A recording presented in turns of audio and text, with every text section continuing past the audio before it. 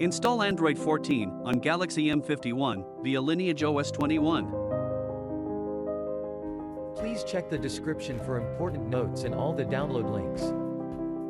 First, download ROM and GApps packages, then transfer the downloaded files to the phone storage. Link is in the description below. Step 2. Boot your device into TWRP recovery. Once in TWRP, click on Wipe, Advanced Wipe, and select the check boxes, as shown in the image, excluding internal storage. Step 4. Swipe the button to wipe the device. Step 5. Go back to the recovery main screen, and tap on the Install button. Step 6. Navigate to the storage, and select the ROM zip file. Step 7. Finally, swipe the button on the screen to install ROM file. Step 8.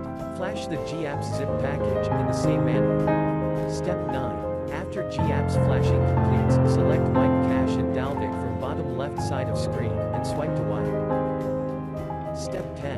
When the flashing process is complete, hit Reboot System. That's it, you have successfully installed the ROM on